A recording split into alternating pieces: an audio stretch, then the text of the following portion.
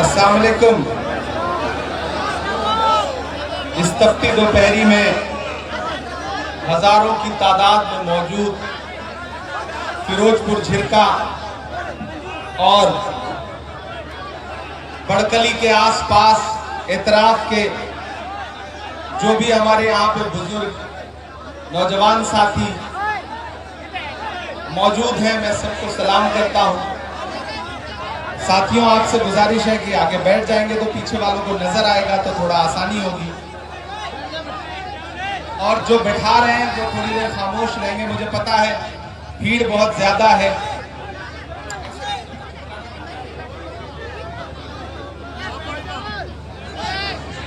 पूरे 5 साल बाद आपसे मुलाकात हो रही है, तो सबसे पहले तो इस बात की माफी मांगता हूं कि पिछली बार मैंने आपसे वादा किया था कि मैं इंशाल्लाह आपका शुक्रिया अदा करने आऊंगा, लेकिन पिछले 5 सालों में मुल्क में ऐसे हालात हैं कि एक दो जख्म नहीं सारा बदन है छलनी, एक दो जख्म नहीं सारा बदन है छलनी, दर्द बेचारा परेशान है कहां से उठे।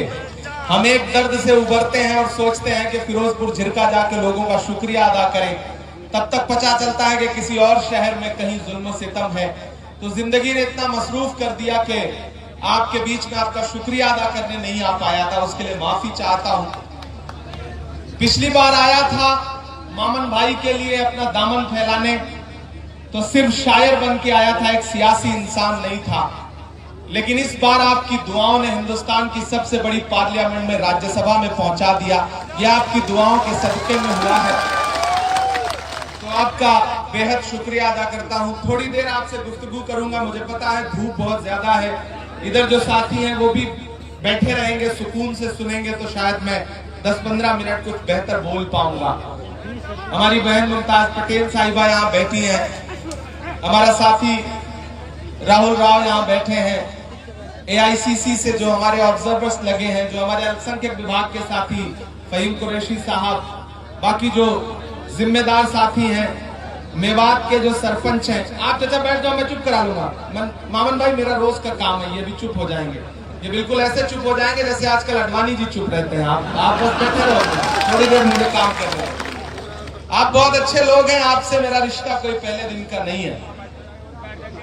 जब अहले खिरत की बातों पर कुछ जाहिल शोर मचाते हो, जब अहले खिरत की बातों पर कुछ जाहिल शोर मचाते हो, जब बुलबुल हो तस्वीरें चमन और कौवे गीत सुनाते हो, जब चिड़ियों के इन घोंसलों में कुछ सांप उतारे जाते हो, जब माली अपने हाथों से गुलशन में आग लगाते हो, इस हाल में हम दीवानों से तुम कहते हो खामोश रहो।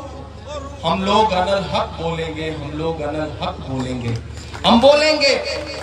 मैं आपके बीच में आज एक सियासी मौके पे गुफ्तगू करने के लिए आया हूं। मेवात वालों, ये वो इलाका है जिससे मेरा रिश्ता कोई नया नहीं है।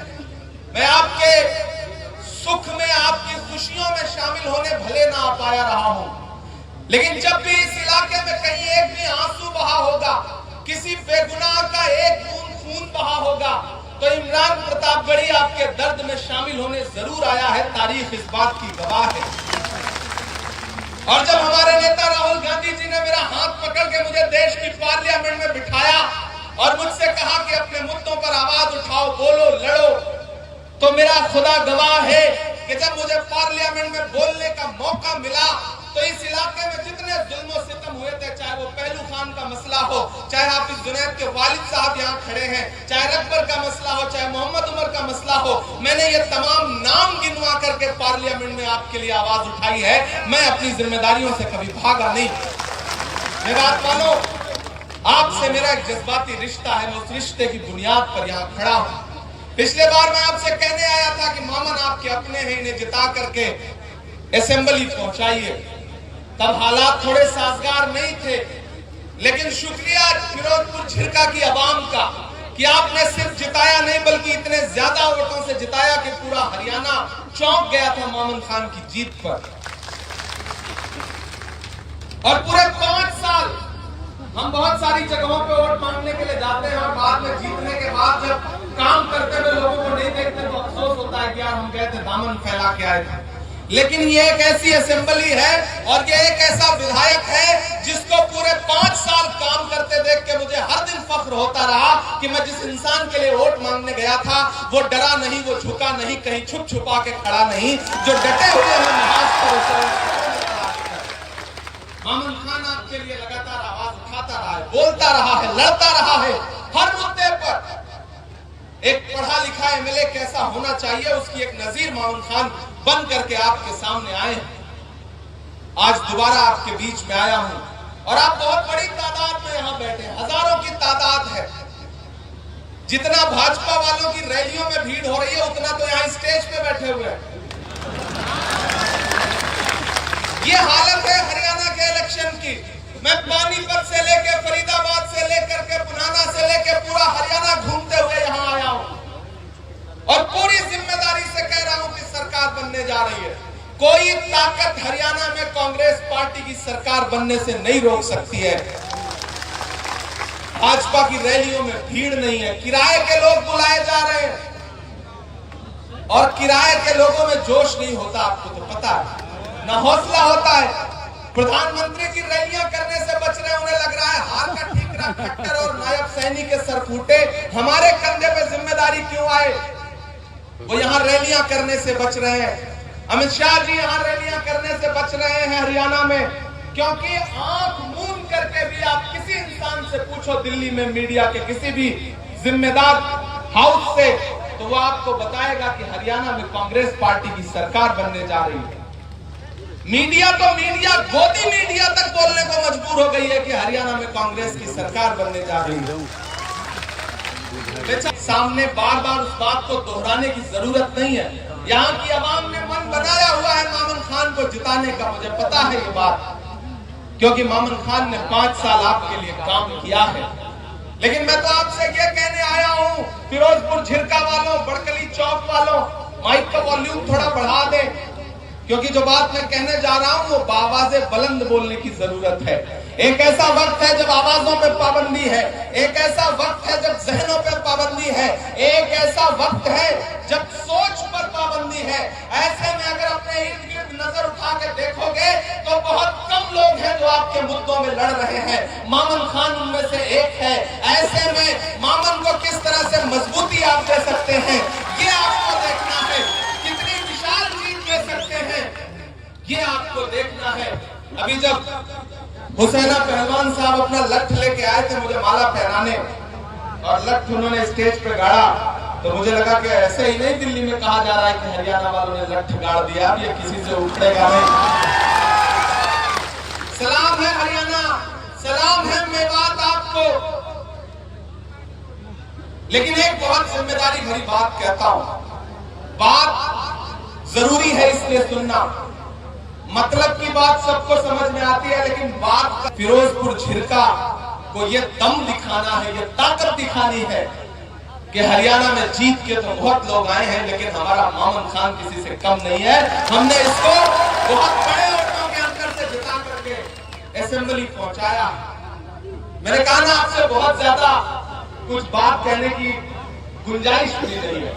बड़े बुजुर्ग यहाँ बैठे हैं, नौजवान बैठे हैं, माएं बहनें भी मेरी आवाज सुन रही होंगी और कई सारे YouTube चैनलों पे ये लाइव चल रहा है तो लोगों तक आवाज भी जा रही होगी।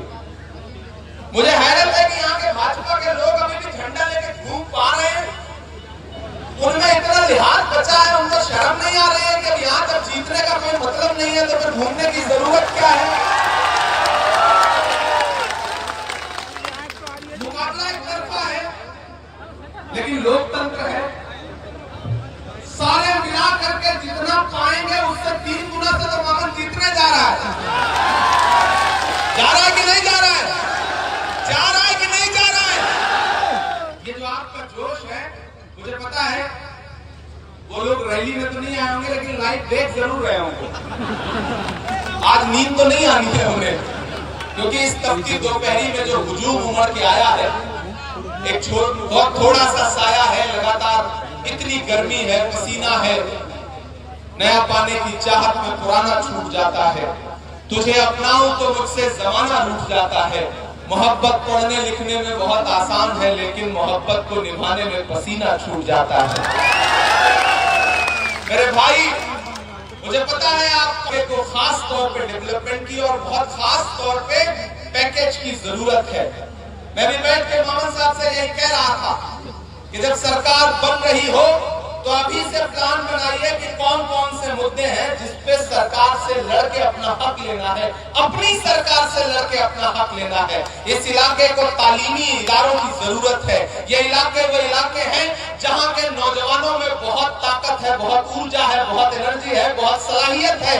अगर इनको तालीम के रास्ते पे लाया जाएगा और अगर तालीमी इदारे यहाँ पर बनाए जाएंगे तो इंशाअल्लाह आने वाले दिनों में इसी भीड़ में से बैठा हुआ कोई लड़का आईएएस बनेगा, कोई आईपीएस बनेगा, कोई जज बनेगा, कोई पुलिस में जाएगा और इस इलाके का नाम रोशन करेगा। मेवात को जिस तरह से पूरी दुनिया में बदनाम करने की साजिश की जाती है, आज का ये जो इलेक्शन है और आज की जो रैली है, हमें यहाँ अहद करके उठना है कि आने वाले दिनों में जब सरकार बन जाएगी तो हम अपनी सरकार से, और मामन भाई मैं आपसे वादा करता हूँ, आप यहाँ पर आपको नेता प्रतिपक्ष भूपेंद्र हुड्डा साहब भी बहुत पसंद करते हैं, पूरी पार्टी पसंद करती है।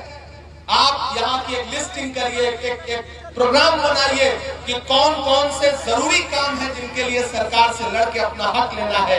मैं आपसे वादा करता हूं कि मैं दिल्ली में बैठा हूं आपका वकील बनके, और आपकी दुआओं ने वो ताकत दी है कि जरूरत पड़ेगी तो अपनी पार्टी से जा करके पार्टी के लीडरशिप का दामन पकड़ के कहूंगा कि मेवात वो इलाका है जो आंख मूंद के कांग्रेस पार्टी को सपोर्ट करता है। इस इलाके को जरूरत है डेवलपमेंट की।